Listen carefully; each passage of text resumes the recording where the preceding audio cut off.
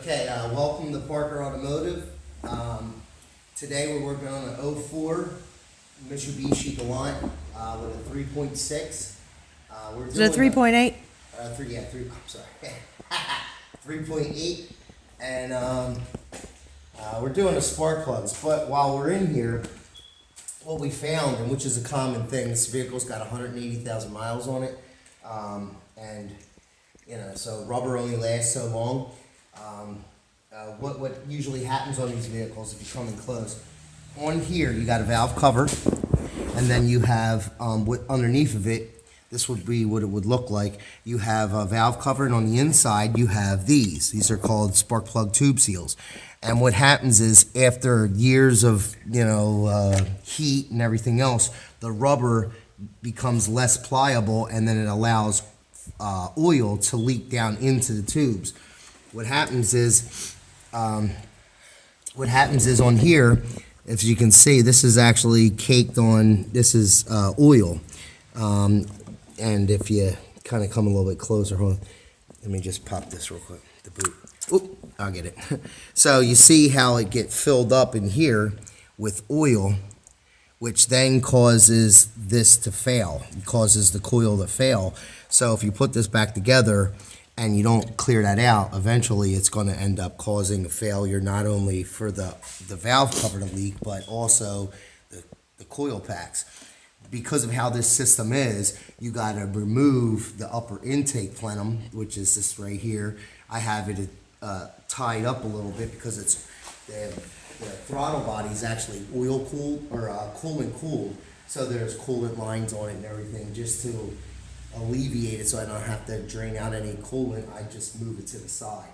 So that's your best bet. You don't want to put a whole bunch of pressure on it, just enough to hang it so that the hoses are comfortable and they're just moved a little bit. That being said, So that's why it's a good idea yeah, it's to a good replace idea to this change this at the same time when you're doing your spark plugs. Right, because what happens is, say I wouldn't have noticed it, or I did notice it, but I didn't say anything. 6 months down the road, it's only going to fill up even more, because everything deteriorates. It doesn't get better just because you clean it or whatever, because I usually clean them out anyway and suck it out, so that none of the oil falls into the combustion chamber anyway. But this is just a time saver.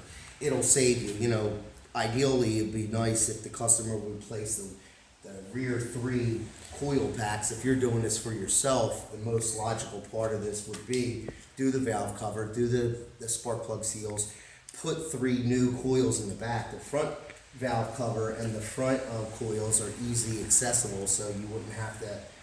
It doesn't take extremely amount of time. You don't have to take up the upper plenum intake manifold. No, not at all. Not to do the front, just to do the rear. So it's just best to do this all in one shot. We're actually going to do the front valve cover and seals because it's also leaking in the front too.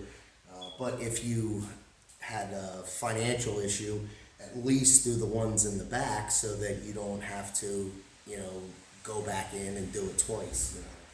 On a spark plug, on a tune-up, on a spark plug removal and replacement. But other than that. And like I tried to say before, at Parker Automotive, we're not trying to teach you how to work on a car, but I am trying to give you some pointers on things that are going to save you not only time, but money.